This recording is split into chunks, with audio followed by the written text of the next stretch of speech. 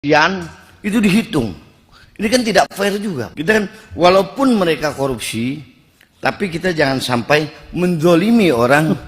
Kita ini penegakan. Dan sampai disandra. Oh, kalau udah tahu misalnya salah satu pejabat negara, gubernur atau bupati melakukan korupsi atau indikasi melakukan korupsi, itu paling tidak kita sampaikan, kita telepon. Hai, Bapak jangan melakukan korupsi.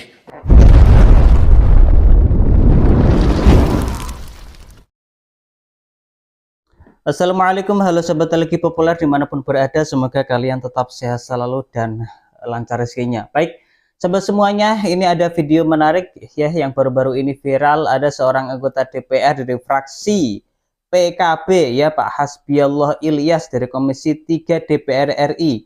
Ini mengingatkan kepada Kejaksaan Agung ya, menegur kepada pihak Kejaksaan Agung agar tidak membesar-besarkan angka kerugian negara yang ditimbulkan akibat korupsi, teman-teman.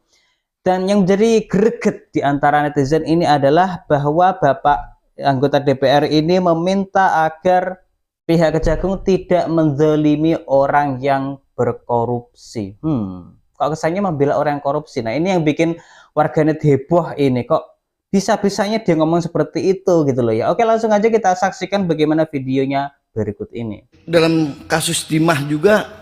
Kasus timah, oke. Saya ada beberapa yang saya baca dan saya amati, ada overclaim, Pak. Misalnya yang dinikmati oleh koruptor itu berapa? Tapi Jaksa Agung dari Kejaksaan Agung itu menghitung kerugian dari zaman Belanda dulu, Pak. Misalnya ini kerusakan alam ini sudah sekian, itu dihitung. Ini kan tidak fair juga. Kita kan walaupun mereka korupsi, tapi kita jangan sampai menzolimi orang.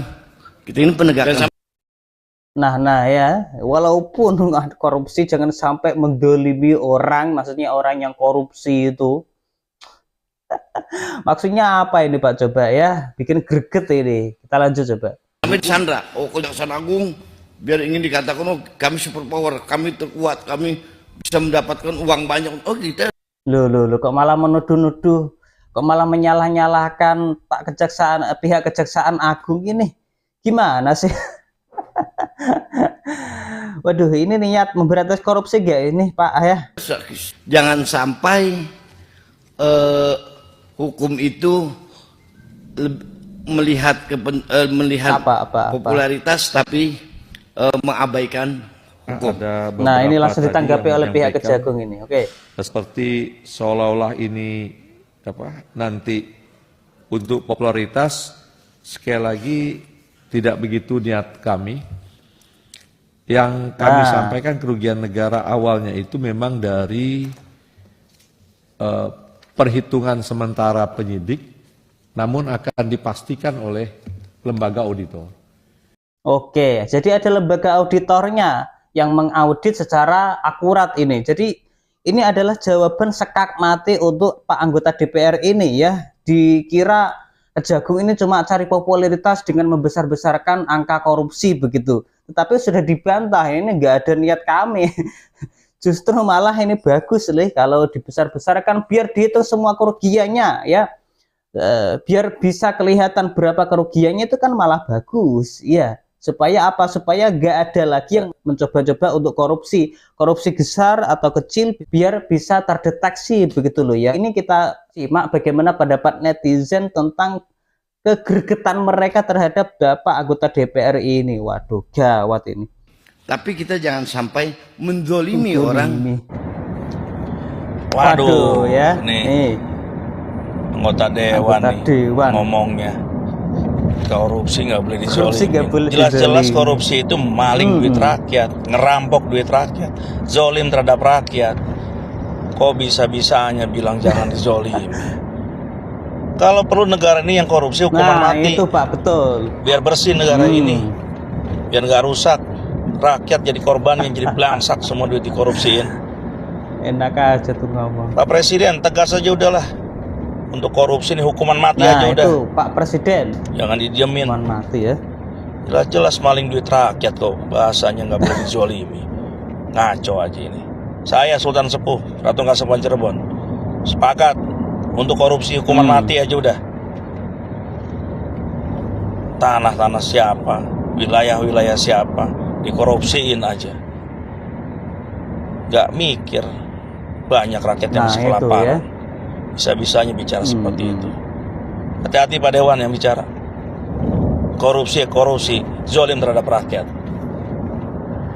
Iya, ini kesannya kok malah Pak anggota Dewan ini melindungi koruptor ya, bukan memberantas koruptor. Nah, inilah yang kemudian menimbulkan rasa curiga di antara netizen.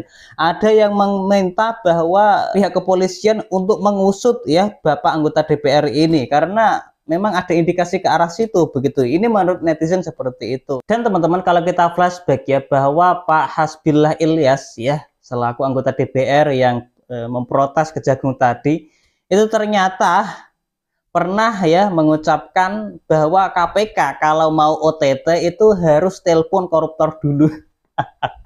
Kita ulang videonya seperti ini ya. Kalau udah tahu misalnya salah satu pejabat negara, gubernur atau bupati melakukan korupsi, ini ya, atau indikasi melakukan korupsi, itu paling indikasi melakukan korupsi. Ayo, Bapak jangan melakukan korupsi Anda saya tangkap. Selesai. Tidak ada uang negara yang dirugikan. Masa sih Pak terlanjur kabur dulu orangnya Pak keluar negeri, kalau begitu caranya kabur keluar negeri ya gak bisa ditangkap. Mau solusi kok seperti itu, anggota Dewan macam apa ini? aduh. Oke, ini ada parodinya nih.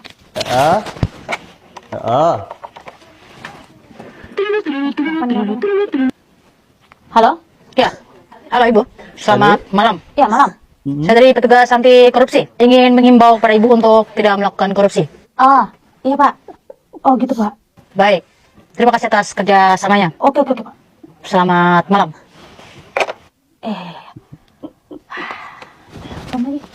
Balikin aja deh. Untung ditelepon. Jadi dah. Balikin. Besok aja dah nunggu nggak ditelepon.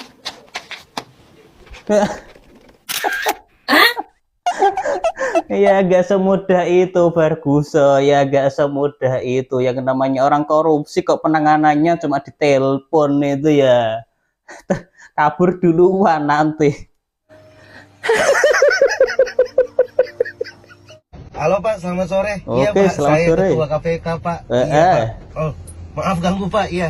Ini saya Pak rencana mau ini tangkap tangan nih Pak OTT. Langsung diparodi itu. Lagi di luar, lagi nggak bisa diganggu weekend ya Pak ya. Oh ya udah Pak. Nanti Senin saya hubungin lagi Pak. Iya Pak. Iya. Iya kan sekarang kalau mau nangkap harus izin dulu Pak. Oh gitu. Iya, Pak, ya. Maaf ya ganggu ya Pak ya. Selamat hari Minggu Pak. Iya Pak. Makasih. Nah, itulah yang terjadi jika usulan Pak Hasbillah Ilyas tentang KPK harus telepon dulu pejabat yang mau korupsi. Jadinya seperti itu nanti, malah gak karuan. Ya malah koruptor, ya korupsi marah semakin di mana-mana terjadi. Mereka malah gak ada rasa takut sama sekali. Mending yang dilakukan oleh Kejagung tadi dilebih-lebih sekalian biar para koruptor itu pada takut gitu. Korupsi 1M dilebihkan jadi 1 triliun, nggak apa-apa. Biar para koruptor itu takut untuk memberi peringatan aja kepada mereka ya. Yang lebih bahaya adalah korupsi 1M ternyata yang diumumkan adalah 100.000. Ini kan kocak ya. Nggak niat sama sekali untuk memberantas korupsi. Ini usulan yang konyol ini. Teruntuk yang terhormat Bapak Hasbillah Ilyas, anggota Komisi 3 DPR RI, yang bilang katanya Kejagung jangan sampai menzolimi para koruptor. Nah, asli, itu ini statement yang luar biasa Pak. Gambaran dari para anggota-anggota Dewan kita. Ya walaupun statement yang nggak mewakili rakyat sama sekali, tapi tetap keren Pak. Out of the box gitu. Terus juga kelihatan banget kontranya sama pemerintah. Kan tahu sendiri pemerintah kita sekarang lagi pada bersih-bersih koruptor. Terus Bapak bilang jangan sampai menzolimi para koruptor. Emang kenapa sih Pak takut dizolimin? Lagian kan kita tahu sendiri Pak, di luar negeri aja para koruptor tuh udah dimiskinkan, dihukum mati. Lah di negeri kita masih mending Pak, undang-undang perampasan aset aja nggak kelar-kelar itu. Nah ya kalau memang DPR niat, ya negara kita niat memberantas korupsi, tadilah undang-undang perampasan aset itu. Moga Pak Prabowo ya dengan tegas mengesahkan undang-undang tersebut ya. Hukum harus sejujur-jujurnya dan harus apa adanya. Jangan karena keinginan masyarakat Emang kasihan juga kalau sampai mereka tertolimi. Dan mungkin mereka melakukan seperti itu demi anak istri ya, demi keluarga. Cukup kasus yang seperti ini aja yang perlu diusut tuntas ya. Seperti nenek ini yang diduga mencuri kayu jati ya. Dan satu lagi nenek yang berasal dari Bali ini, yang dituduh memalsukan data-data silsilah keluarga. Yang seperti itu aja ya, yang diadili seadil-adilnya ya. Iya, kasihan rakyat kecil loh Pak. Ya Allah, apa nggak punya hati nurani apa Pak anggota DPR ini, rakyat kecil yang dituduh mencuri tetapi vonisnya itu berat, udah nenek-nenek, udah tua loh Pak. Sungguh lucu anggota dewan seperti ini. Benarlah kata Gus Dur, anggota dewan itu sebenarnya apa sih gunanya? Apa gunanya? Orang korupsi jangan dizolim. Aduh ya Allah Pak. Otaknya dipikir Pak nih. Orang korupsi itu sudah maling duit rakyat. Bukan main-main. Duit orang susah, pajak dari semua orang yang berjualan, berdagang, usaha, pegawai negeri dipajak semua. Itu yang dimaling. Kok jangan dizolimi? Coba cek dulu seluruh anggota DPR KPK, tolong dicek. Lihat dari pertama dia masuk berapa uangnya, sudah jadi berapa uangnya. Masuk akal nggak? Kalau lebih dari itu, tolong tindak tegas, karena ini adalah lumbung penyakit. DPR itu lumbung penyakit. Iya sih, iya kalau kita hitung-hitung gaji DPR dan beserta tunjangan-tunjangannya, fasilitas yang diberikan, itu kalau kita gunakan untuk membangun jalan-jalan, itu pasti jadi bagus-bagus itu ya. Tapi ternyata mereka menciderai harapan-harapan rakyat sob.